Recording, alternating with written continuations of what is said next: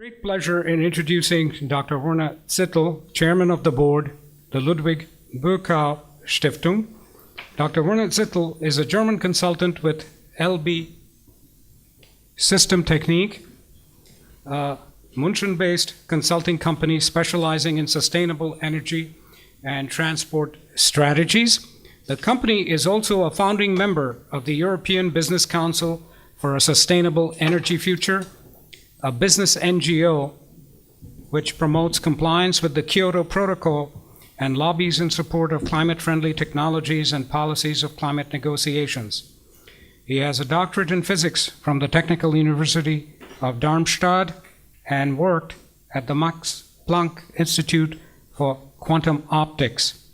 His topic today is energy, economy, and sustainable societal behavior. How these are linked together. Please, a warm welcome for Dr. Zittel. Before we have had an excellent and motivating presentation, I think, and I'm afraid my talk will be a little more theoretical. It's about the basics behind that all, but I hope to share my views with you, and this helps you to understand a little better what's going on at world levels. I'm sure you have realized about the last 10 years the number of crises that the world has increased by some number, and I guess it's really related to what I'm talking about today. So it's about economic growth, which is important, there's no doubt about, but economic growth of course is linked to climate change in a negative way, I would say, and to energy consumption, and this all of course is the backbone of our societal behavior and how we can address our personal lifestyle. So I will, at the end, I will have a few remarks on what does it mean for societies, how should it go on. First, it's just an example about the gross domestic product development of the United States over the last 100 years. It's growing, growing, growing.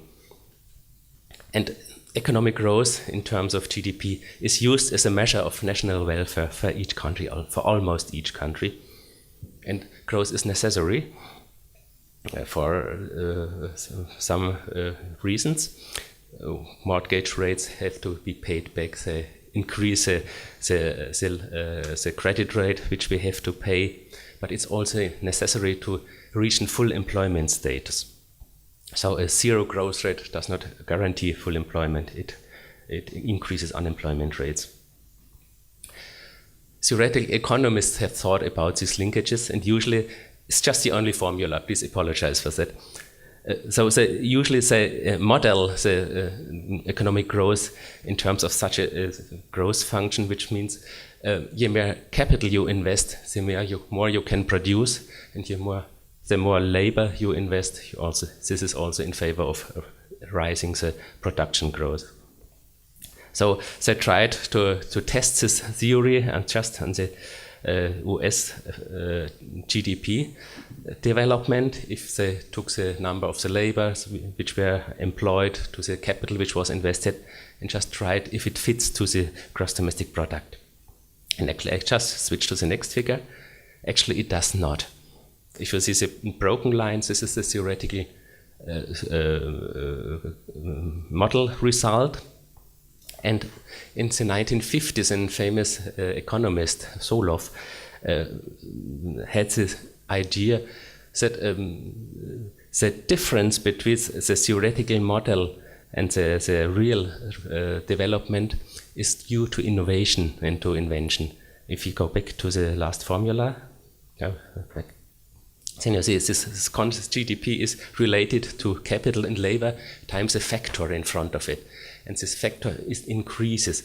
And once we become more efficient, we need less labor or less capital to produce the same amount of GDP. This sets free some workers which can produce new things, or it also sets free some capital which can be invested into new developments. So this is a basic link in the economic growth and in the background of economic growth. But it has some drawbacks and cannot explain everything. First, if we criticize that model, we see in that theory, and which is still today used by almost all economists when they model their future economic growth. In that theory, economic growth depends only on innovation, capital, and labor which are invested.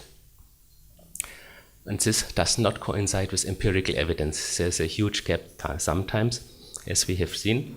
And most important, not innovation, or at least not in that direct way, innovation is a driver for growth, but the switch to substitute labor work by technical work, by technical energy, which means energy is almost never included in these theoretical models.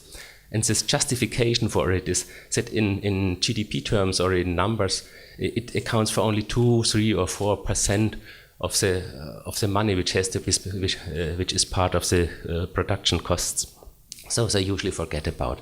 But of course, it's the physical basics behind, so you never can forget about, and you should and must include it to become it to get it a bit more precise.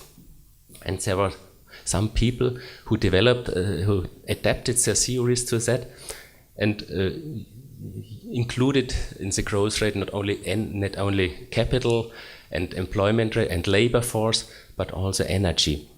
And what I found out, it matches very well with the developments of the last years. I just give you a few examples. Up is the growth, the GDP growth of the US economy. Left figure is the real development, and the theoretical development, the model development, they almost match, they closely match. You cannot see almost any difference. And at the right-hand side, you see the individual production factors for energy, for labor, and for investments, for capital. And at the low-hand side, it's the same for Japan. So this theory can explain much better what's going on. Energy is one of the driving forces of growth in the past. This is it's just a detailed example for Germany. We do not use it for the whole economy, but just for a part, for the so-called productive Warenproduzierendes Gewerbe, also producing parts. And the background why this works so well is that energy is much cheaper than labor work, which everybody of you knows. And just to give you an example, 1 barrel of oil, it contains about 1600 kilowatt hours of energy, and a man can work about 100 watt, also per hour, 100 watt of current power.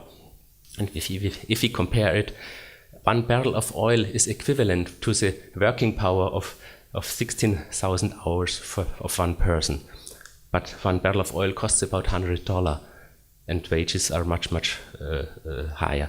And that's the major reason behind why manpower was substituted and is substituted by technical energy, and we just switch energy from humans, from human beings to technical energy, to use more oil, more coal, and so on. But now let's turn to climate change. This is completely in contradiction what we need to protect our climate. The business as usual scenario, it asks for growth. Because economic growth, it's strongly related to growth in fossil fuels consumption, which means rising emissions, rising greenhouse warming emissions. But on the other hand, what we need to protect our climate is just to reduce that amount of energy, to reduce fossil fuel consumption by at least 50% over the next 40 years.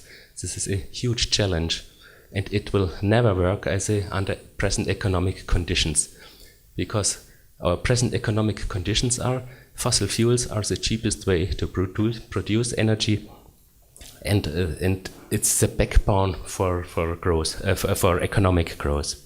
So unless this paradigm does not change, unless we have serious problems, and that's just what I'm going on now to talk about. Is there any chance, I said in a positive way, is there any chance that this paradigm will change? The prerequisite of economic growth. Fossil fuels are cheap and abundant. This was the backbone. Now, let's focus on oil, which is by far the most important fuel for the world economy. And now it's a theoretical figure. If you have individual oil fields, as if you produce oil, first you have to find oil fields, then you have to develop them and to take them into production, and then they have a certain lifetime. Oil is finite, everybody knows it. You can see it much better in a single oil field, and it is under pressure, under high pressure. Once you start to produce oil, you put a hole in, and the oil comes out by itself, just due to the high pressure. But the more oil you take out from the ground, the more you reduce the pressure in the ground. And this decreases the growth rate, the flow rate of the oil. And typically, oil fields have a production profile like that. In the beginning, you can very fast increase the production rate, then it slows down. You can attempt any measure you like to increase the pressure artificially and so on, but it doesn't help. The decline rates year by year or day by day declines a bit more. But what the companies are doing is when they develop oil fields in a certain region, of course, they rank them according to the economic profits and take the largest oil fields first. Once these have passed their maximum, no problem, they take the next ones and the next ones and so on. This goes on as long as the large fields are developed, as they are exhausted, as they have passed peak production, and as they cannot find anymore enough new fields which could produce the same amount of oil which has been lost by the declining production of the first ones. This is theoretical. I should give you two examples. This is the oil production in Great Britain and in Norway, where each field with its production rate is shown. You see, very fast production is increased. But let's take the example of UK in the year 2000, when oil prices were at a low level, or in 1999, they reached peak production. And in 2010 or 11, when oil prices were about 7-8 times higher, they couldn't produce the same amount because the fields were exhausted. It's a quite simple aspect. The same holds for Norway and for many fields and regions. And presently, most of the huge oil fields have passed peak production in the world. And what's the problem? We have to substitute these declining oil fields by ever more and faster developments of new fields. But these new fields usually are much, much smaller than the old ones. I give you an example. By far the largest two oil fields have been found in 1938 and 1948 in Saudi Arabia. And they contain about 6 to 7% of all oil which has been found worldwide. And today we know more than 50,000 oil fields. And these two fields are still the backbone of our oil production. Now we can make such an analysis for each country and rank them according when did they pass peak production.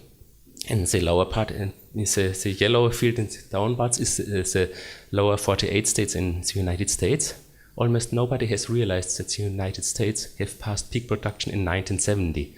Remember, it was just before the oil price crisis in 1973. Then the white areas are Norway and UK and even Mexico. They passed peak production around the year 2000. And so we have, I call it a game, we have ever more countries switch from increasing their production to declining future production profile, and ever less countries have to fill that gap. They must rise their production in a similar way. As long as it works, they can keep the world production flat or maybe even a little increasing. And what we have experienced is, just look to the black area in the top, which is the last field of the conventional oil sources. We reached peak production in about 2005. What's above this black area are so-called unconventional oils in terms of natural gas liquids, which are more closely related to natural gas production and not oil production. And if you remember, since 2004, 2005, economic problems started to rise. And there is, of course, a link between these two developments. Just to show you again a part of this figure before, the thick black line gives you the world crude oil production. It could be increased from 1994 to 2004 almost according to the demand which was rising. But from 2004 on, it could not increase anymore. And look, the lower curve, which represents the oil price, it showed strong increases between 2004 and 2008 by almost tripling or quadrupling, but it had almost no reaction to the oil supply, which is a clear indicator that it is simply not possible to dig out much more oil. And what you have heard about in the last years about tight oil developments in the United States, and they will increase the oil production or even shale gas production, it's nothing more than a desperate attempt of the oil companies to play that game a bit longer. Here is still a same relation. Above you see the development of the oil price since 1960 in nominal and real terms, but you see just from 2000 onwards the oil price was rising much more steeply and different from the pattern which was in the past. And of course this is relinked. Remember, in the year 2000 Norway passed peak production, Great Britain passed peak production, and many other countries. So it's getting more and more problematic to dig out that oil, what the economy needs. And in the lower part, I have shown the change, the growth rate, and the year-over-year growth rate for the United States. Above the bottom line is positive, and below it's a negative value. And you see almost each time when we had a sudden price spike, it resulted in a crisis, in a phase of recession. And if it takes a 10 years average growth rate, which is shown by the blue line, it declines from decade to almost from decade to decade. So it's getting always more difficult to keep the economy running when the production to extract oil become always harder and more expensive.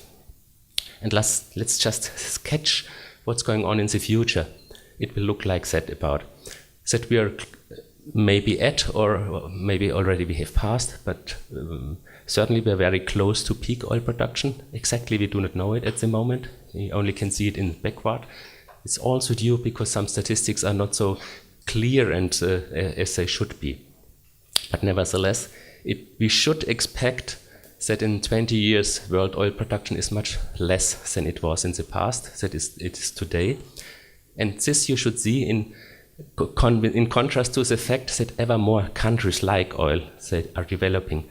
This you can see in this graph, which shows the oil consumption of the OECD countries, which is the uppermost curve, and the non-OECD countries. So both together are the two shares of the world oil consumption. And you see a considerable split in the developing countries, the green line. They could grow their oil consumption even in 2008, 2009, when we had a recession in the world economy. But this was only possible because the economic leading countries, the OECD countries, could reduce their oil consumption. I must say, had to reduce. It was a game which prices had to rise so fast that the consumption was pressed downward. And this was one of the major reasons behind the recession in 2008, 2009. Remember this, go back this oil price spike at 2008. It was just the trigger for that recession. It was not the there were certainly some other reasons, but this was the trigger for it. And the crisis what we still have today, even in Southern Europe or so, is probably a part of that game, because the weaker economies are hit first when oil prices are high. So, what are the consequences of peak oil? Remember, oil is the backbone also of transport. 95% of our cars and trucks run on oil, even more than 95%. So once we have problems with oil supplies, we of course will have problems with transport. But it also has an impact of mining, because this pattern, do the easy things first, and does not only hold for oil fields, but also for mines, for copper mining, for many other things. And they have to continuously to switch from high-grade ores to lower-grade ores. But low-grade ores means you need more energy to extract it. And when this matches, it comes together with declining oil supplies, of course it has a consequence. And the easiest or the fastest to see consequence is that prices probably might rise. And therefore it has an impact on fuel prices. But even more, even when we have a peak oil and the world more and more is split into countries which still can supply, still can export oil, and others which have to import that oil. But and therefore also the economic development of these countries is split. The one part has to pay ever more to get oil, the other part earns ever more money just because they sell oil. And so they can increase their domestic growth. They still can buy cars and run them when others are in trouble. So their domestic production rises even faster than, which has the consequence that the exports at world markets decline much, much faster than the world oil production. And I would say, just in a rough way, I would not be surprised when in 2030 oil at the world markets is a very, very expensive quantity. And also, of course, has impacts on food production and food distribution, as a lot of energy, of fossil energy, goes into food production. And this is highly unsustainable. And of course, it has some consequences. And even here, we can not prove, but see some relations to the Arab Spring, because the riots began due to high food prices. It was not the main reason, but it was again the trigger. Some other reasons, of course, were much more important, but this was the trigger. The people had to pay so much for their food that they couldn't spend it anymore. So let's summarize that part. We are at the beginning of a fundamental structural change, which in the world never has been before and never will be afterwards. We are in a transition phase from each year a bit more supply from oil, minerals and so on, to each year a bit less supply. This is a severe stress to our economic system. Just to show it graphically, at the left-hand side, it's a sketch of the supply of almost all fossil fuels. Maybe we can dig out a bit more coal and gas, but the analysis shows that even here we are not so close to the limits as with oil, but we are not hundreds of years away. We are a decade maybe away, or 2 decades. At the other hand, we have a rising share of renewable energy, where we can calculate theoretical potentials, how much we could get out. But this is not the truth. The truth is, how fast can we develop these potentials, how much money can we spend it, and so on. How can we also feed or supply the fuels for transport, which are hard to get from renewable fuels. So if we match these two figures together, if we make an overlay, then it's very certain that declining fossil fuel supply will result in a gap. At least for a phase, you will have a declining total world energy supply with severe consequences. And it was just what stated, the world stands at crossroads of its future. It's really the whole economic future. But now let's add a few more consequences out of that. Our economic system needs growth. This is endangered, and oil price spikes in the past always triggered an economic recession, and very certain this will remain so in the future. This will have severe geopolitical consequences, which I don't like to talk about at the moment, but also the social stability inside the countries is endangered.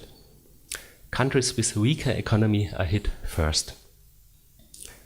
Our economic rules are developed to support a growing consumption. This was made because everybody thinks it's okay, and it was okay as long as we can feed that rising demand by a rising supply. But just when we switch from every year a bit more to every year a bit less, the system is probably doomed to fail. What we need is nothing less than new economic rules, and probably this also involves new social structures. And just want to give example, degrowth economies, maybe you have already heard about, or you can find a lot in the internet, which means economic systems which are still stable when the resource consumption at least is not increased anymore. And two positive examples what's already developing in the states, Greece and Spain, which are in a huge economic crisis, is just that social networks are coming up to switching out the huge food traders, so that the farmers sell their products directly to the consumers, and so regional networks are growing. But it has also another consequence, which of course you may realize, but there are two British epidemiologists who have made a lot of statistics about wealth and relation to the richness of the people.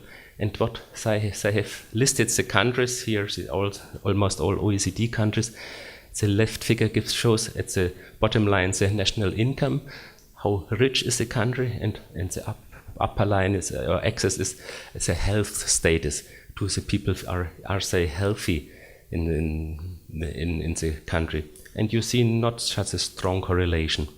But once he sorted the same data, looked to the countries which have the largest difference between poor and rich, between high and low income, he found a fundamental relation that the larger was the spreading between the low and high income, the higher also was the state of health problems, of economic, of social problems, of educational problems, and so on.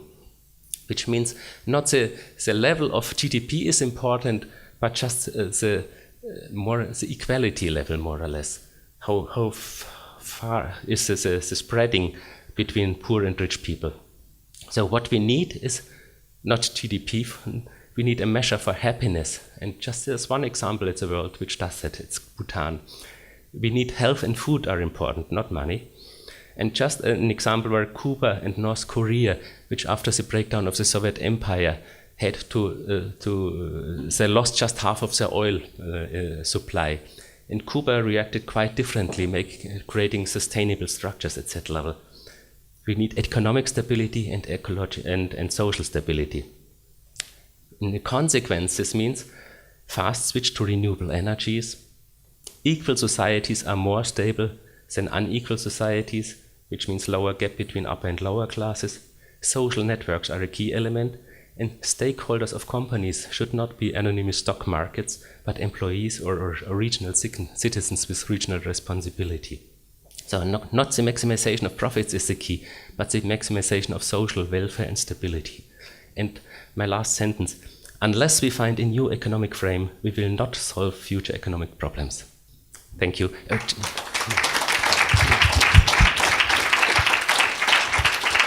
Thank you, Dr. Zittel. We can take a couple of questions, so if anybody, yeah.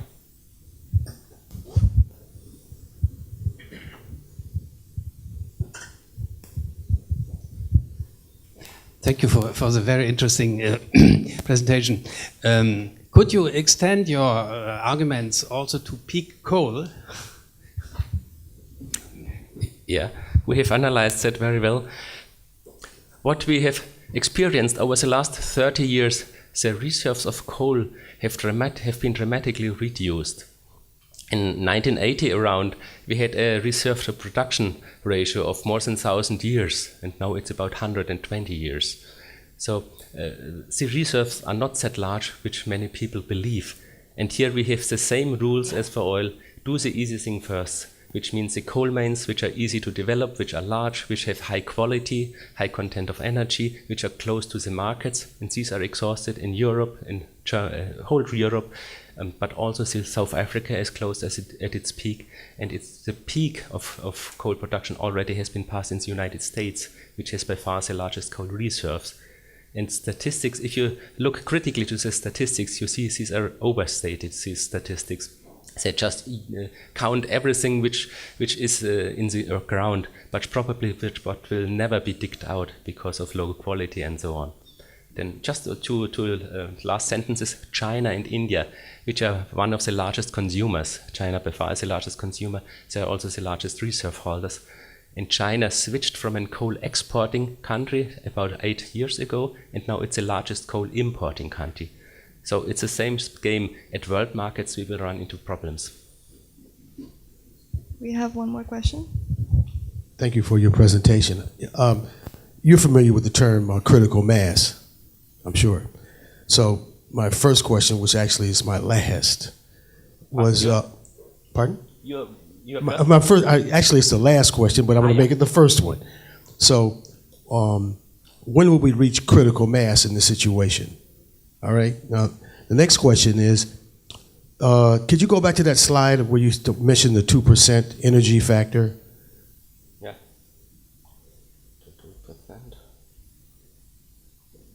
Which one was? I think it was one of the first ones. Yeah, no. Yeah. Here's something. Yeah, right. Unfortunately, I had to leave and go back to the office to get something. And when I came back, I heard you talking about transportation costs, energy, and so on and so forth. But I'm just trying to find out what would be the motive behind pushing this 2% energy aspect of the equation when, in terms of production, the transportation, the products, whatever you're producing, all of that includes more or less oil. In every production process, oil is there. And I would think that the 2% figure would be very, very misleading. I want to know what the real figure is, if you know what it is or what it could be. And why is it that people would represent something as ridiculous as that, as this 2%? Yeah, that's due to in terms of money, of value of the oil. It's not the energy amount, how much energy is in the products, but in terms of money, how much cost does the production cost? The labor costs, in capital costs for depreciation of the production plants is much more important than the price of energy. That's the point for the 2 or 3%. Well, I mean, what I'm talking about is, do they have chairs? Do they have light fixtures? Do they have a rug? Yeah, of course. All of that's included. It's all included. In the 2%. It's just in terms of money. It's the salaries for the employees are much more important, and that's the reason why they always try to press the salaries down. That's a more important factor than energy. One other aspect. At moment, and just at economic terms. You didn't once mention, I mean, in terms of the economic system, that it's based on plunder. And it's very predatory, I mean, over the last 500 years, people have been able to extract the natural resources that they needed to fuel their economies for little or nothing, for a nickel and a dime. And now, as countries have emerged since the Second World War, demanding that they don't get ripped off, that that they're not stolen from, this has created a problem. And today we have these new emerging markets, China and so on and so forth, who are just saying essentially that they want to have a fair share. The United States and Europe uses upwards of 80% of the world's energy on a daily basis. That in and of itself is a plan that's destined to cause great problems. So how do the Western countries wean themselves away from their lifestyle? Yeah. All right. I'm trying to figure it out here. Okay. Thank you. I completely agree. The richness of our industrialized countries is almost, I would not say completely, but to a last share due to the, let's say, in a positive, by devasting by taking out the resources of the other parts, and this has its roots in the colonialism. Why are French countries take out the oil in Algeria? Are the leading companies in Algeria and Libya and so on? Why are Shell started in Indonesia? And so this has its roots in that time. And maybe if you look at it, where are today the conflicts? These are in these areas where we had the largest differences and the largest influence of former colonialist countries.